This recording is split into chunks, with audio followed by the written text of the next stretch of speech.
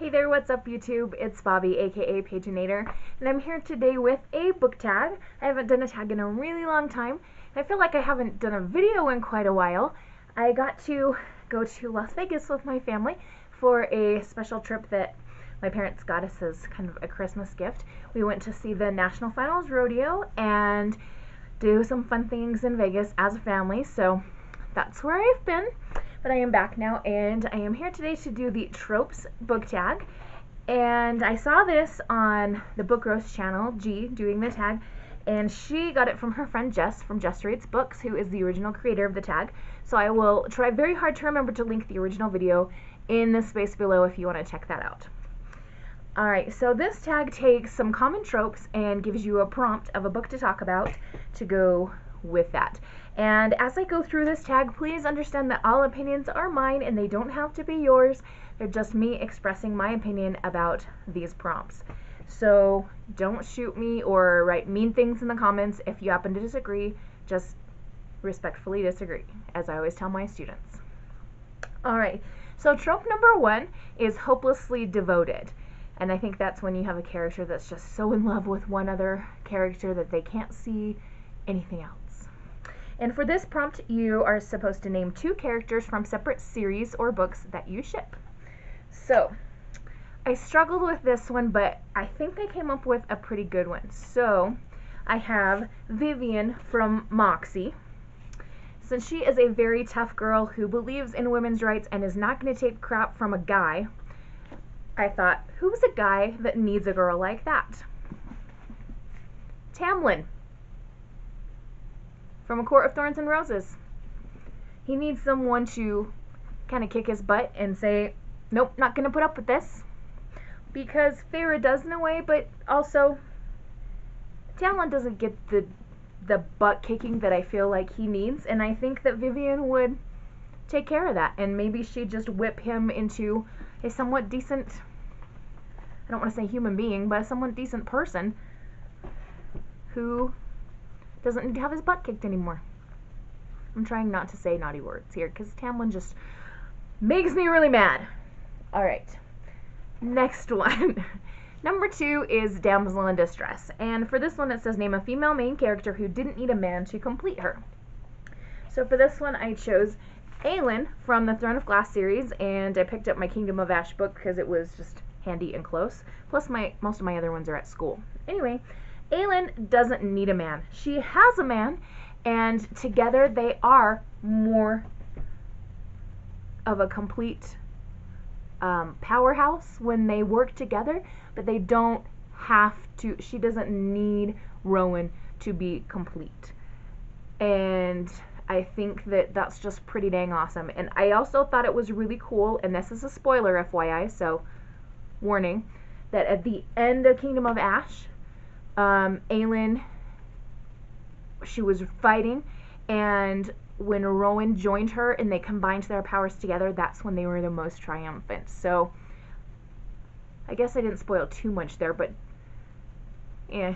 Anyway, I think it's cool that they make each other stronger, but she doesn't need him, which is very cool. Alright, how many times am I going to say cool in one video? Alright, trope number 3 is love at first sight, and you're supposed to name your OTP, or one true pairing. For me, that is Feyre and Rhysand. This is the book. This is the one. Court of Mist and Fury. Usually book number 2 in a series is kind of eh for me, but this is it. Feyre and Rhys. Number 4. Mental illness as a quirk. So it's the trope of using a mental illness as a quirk of someone's personality, which is freaking annoying as someone who struggles with mental illness. It's not a quirk of my personality. It's something that I struggle with. Yeah. So anyways, you're supposed to name a book that represents mental health accurately in your opinion. So opinions might vary, and I'm actually going to choose the same book that G did, G from Book Roast, when she did this tag, which is Eliza and Her Monsters. Eliza suffers from anxiety, and I do also, and I devoured this book in a single day, and I think part of the reason why I did was because it was so relatable. The way that her anxiety is treated, it's just part of what she has to deal with in life, but it's not a quirk of her personality. It's something that's deeply a part of her because it is a struggle and because it is an illness, but it doesn't define her. And it's not just, oh, there's Eliza who has anxiety, silly girl. It's really a part of the story because she has to deal with a lot of situations that she's uncomfortable with and that cause her anxiety in her life. So that would be my pick for that one. Alright, number 5, The Chosen One. This says, name a main character that almost or did ruin a series for you or a book. I'm a little bit afraid of what might happen when I say this, but Maribaro. I haven't got through this book yet, and I know that there's another one in the series that has come out. When the first book came out, Red Queen, I loved it so much, and I was freaking out as I read it, and I went to school every day and was like, you guys, guess what just happened? And my students totally knew that I was into it. And then the second book, it was alright. It was the second book, so I thought, okay, when the third one came out, I've got to give this a chance. And I even went to meet Victoria Aveyard and got this book signed. So it is signed, which is cool, and it makes me feel even worse that I haven't read it all, but Mare, in my opinion, just got really whiny and poor me, poor me, poor me, even in the second book as well. And so I haven't brought myself to finish this one, let alone the fourth book. Kind of makes me sad. I am going to get to this book eventually, especially because Victoria Aveyard's such a lovely person, and she was so nice when she signed the book, and I really feel like I owe it to her somehow, even though she signed books for hundreds of people. But yeah, let me know in the comments below if you've read the series, if you suggest that I keep going with it, or if should I just keep it on my shelf to look pretty, because it is pretty. Alright, next trope is friends to lovers. This is name a duo that went from friendship goals to relationship goals.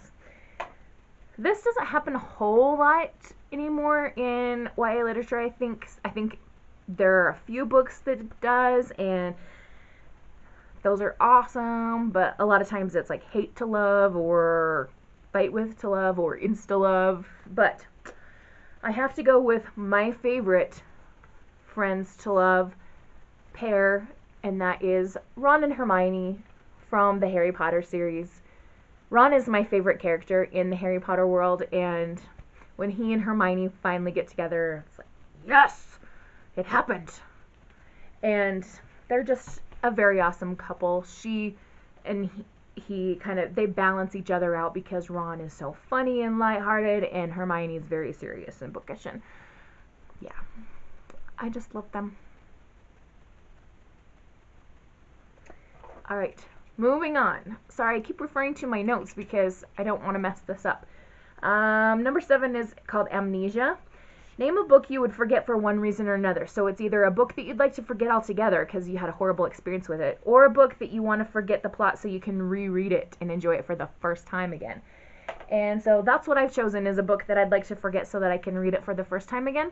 And that is My Plain Jane by Cynthia Hand, Brody Ashton, and Jody Meadows. If you can see these flags here, when I got halfway through the book, I started putting a flag every time that I literally laughed out loud. Not just like a silent giggle in my head, oh, that's a funny thing, but like literally laughed out loud. And I used up a whole bunch of these tags, and I didn't even start marking till about halfway through. So I kind of wish I could forget the story and go back and reread. If you don't know, this is a spin-off or retelling of Jane Eyre, involving ghosts, which is really fun. Alright, our trope number 8 is bad boys, and you're supposed to name your favorite villain. I kind of went back and forth on this, because I could say Voldemort from Harry Potter, because I totally, well, maybe not totally, but we have enough information to reasonably understand why he acts out in the way that he does. But I ended up choosing Prince Cardan from The Cruel Prince. Now, some might say that he's not really a villain, but especially if you read the first part of the book, Oh yeah, he's a villain. And this is, I have the Owl Crate cover here. I have the regular cover at school because I won't let my students read this one because it is signed and it's a special cover. Yeah, I know I'm weird. But Carden is so awful at the beginning, like when he tries to pretty much drown the girls, Jude and her sister.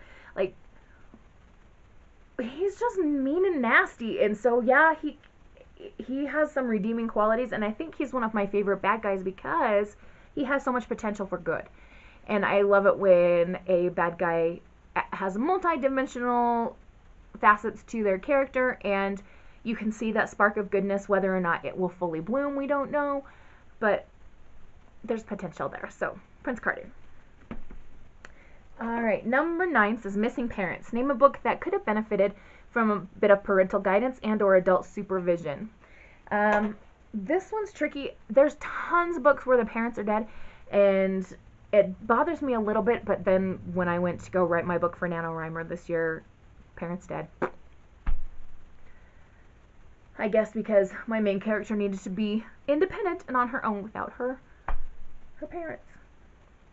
Anyway, moving on to the book that I chose, and I don't know that it's really they need adult supervision, but I guess I'll explain after I show you. I picked The Gentleman's Guide to Vice and Virtue because I feel like these characters need parents who give a crap and who are loving and supportive, not who say, well, I don't agree with you, so you're disowned and you don't get any money, blah, blah, blah. Why do you think they ran away from home to go on the grand tour in the first place? Parents forcing them into situations they didn't want to be in. And if you haven't read this one, this is about our main character, Monty, who decides to go on a grand tour, which is touring Europe, and he wants to take his best friend with him, Percy, who he has a big old crush on, like, oh, Percy, I love you, kind of situation. And we also have Monty's younger sister, Felicity, who goes with them, and they're just really fun, wonderful characters, and a super funny book, but I want the parents to be more supportive of their children. Just do. Alright, so number 10 is to tag someone, and I don't know who to tag. I thought about this, and I'm like, well, crap. Everyone. So anyone who sees this and wants to do this video, you are tagged. Ta-da! So, I guess that's it for me. You should be hearing from me again pretty soon because my Owl Crate is supposed to come in the mail tomorrow. That's exciting. And hopefully you'll be getting my December bookish box as well from my praising pages, so I can have some unboxing fun things to share with you before Christmas time rolls around. So I guess that's about it for me today. I will wish you a wonderful and bookish day and happy reading. Adios.